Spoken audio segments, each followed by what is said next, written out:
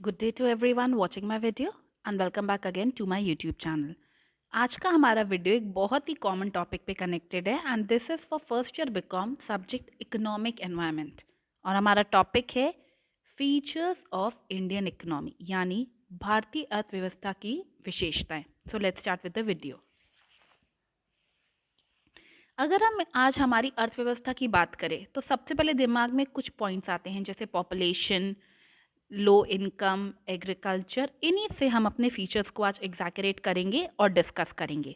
कहा जाता है इंडियन इकोनॉमी एक डेवलपिंग, एक विकासशील अर्थव्यवस्था है.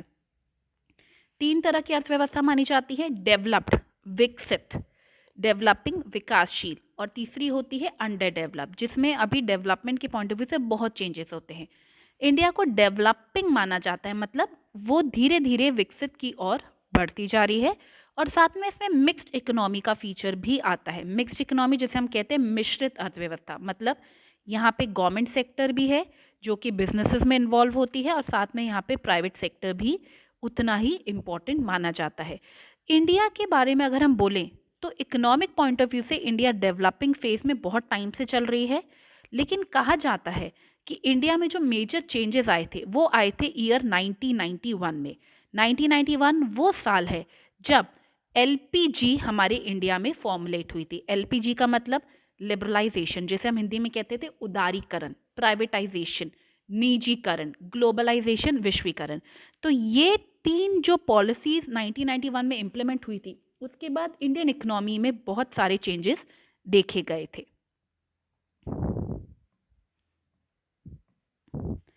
अब पहले कैरेक्टरिस्टिक पे आते हैं. सबसे पहला कैरेक्टरिस्टिक है लो पर कैपिटा इनकम, यानी प्रति व्यक्ति जो आय है वो कम है.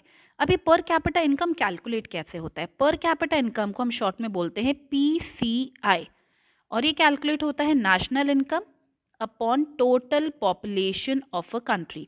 राष्ट्रीय आय डिवाइडेड बाय जनसंख्या. तो अगर आप इस हिसाब से सोचें, इंडिया की राष्ट्रीय आय ठीक ठाक है लेकिन जनसंख्या ज़्यादा होने के कारण हमारा पर कैपिटा इनकम क्या है? बहुत ही लो है. सो इंडिया का अंडर डेवलपमेंट का एक ये बेसिक फीचर माना जाता है. वर्ल्ड बैंक के आंकड़ों के अनुसार 2016 में इंडिया की पर कैपिटा इनकम थी $1670, और अगर उसकी हम पोजीशन की बात करें तो आउट ऑफ 164 कंट्रीज इंडिया की पोजीशन आ रही थी 112, which is not a good indicator.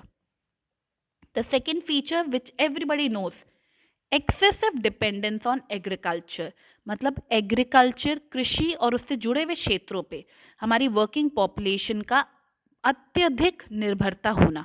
कहा जाता है इंडिया की जो टोटल वर्किंग पॉपुलेशन है, जिसे हम कहते हैं कामकाजी आबादी, उसका एक मेजर पोर्शन आज भी कृषि और उससे जुड़े हुए क्षेत्रों पे डिपेंड करता है. और कहीं ना कहीं एग्रीकल्चर नेशनल इनकम में कंट्रीब्यूट भी करता है, लेकिन जितनी एग्रीकल्चर में पॉपुलेशन है उतना उसका नेशनल इनकम में कंट्रीब्यूशन नहीं है. जैसे हैव अ लुक, 2004 का एक डेटा है जिसमें कहा जाता है कि इंडिया की टोटल वर्किंग पॉपुलेशन का 58% एग्रीकल्चर में जुड़ा था.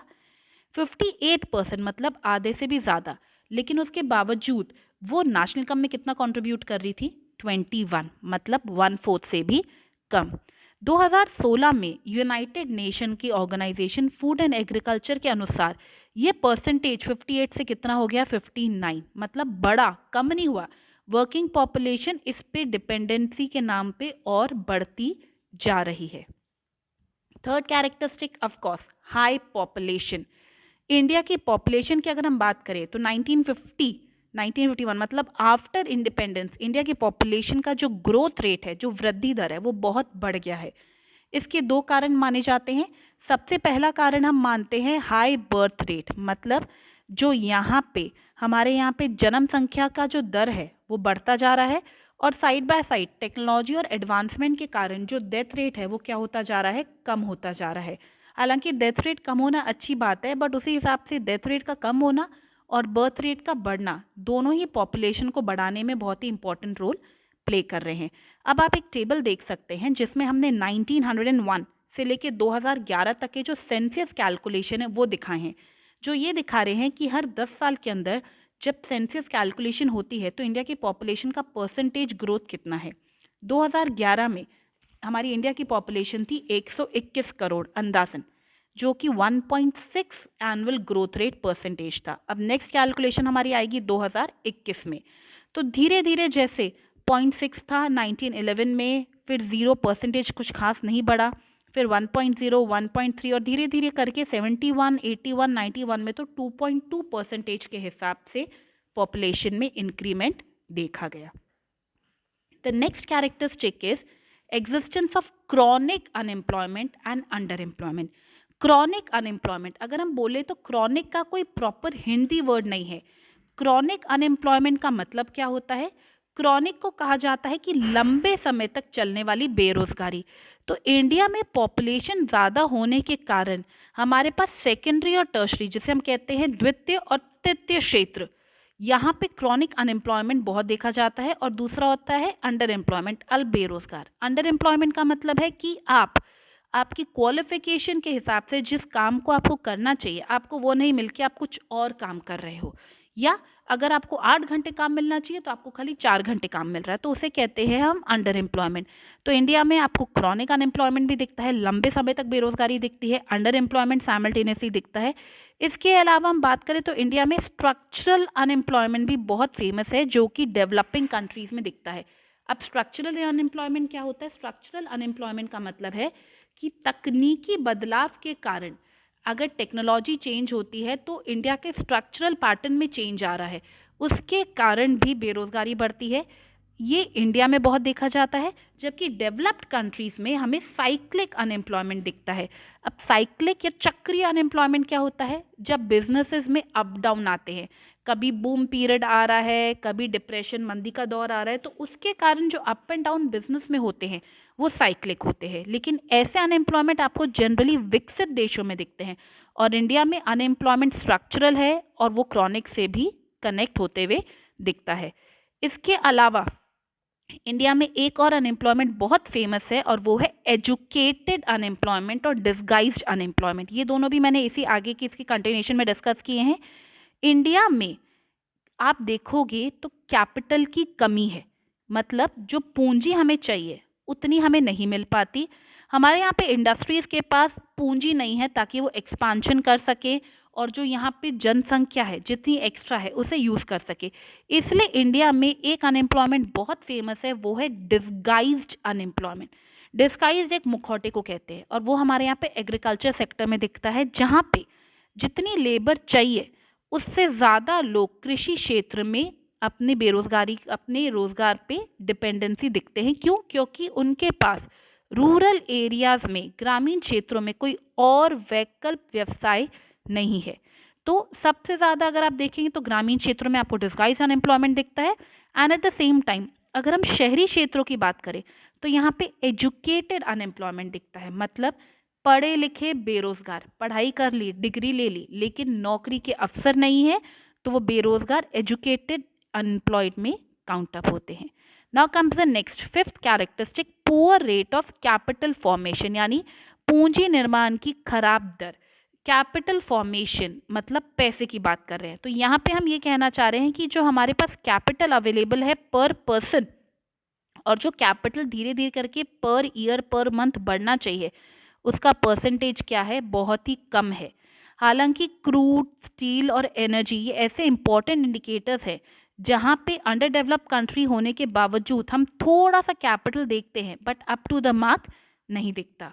कहीं ना कहीं ये कैपिटल फॉर्मेशन का लो होने का कारण हम मानते हैं इंड्यूसमेंट ऑफ इन्वेस्टमेंट, मतलब लोग यहाँ पे बचत कम करते हैं, यहाँ पे उन लोगों की सेविंग की जो आदत है वो कम है, वो खर्चे ज़्यादा करते हैं, लेकिन वो खर्चे अच्छे प्रोडक्टिव खर्चों में काउंट अप नहीं होते। They have more of consumption expenditure.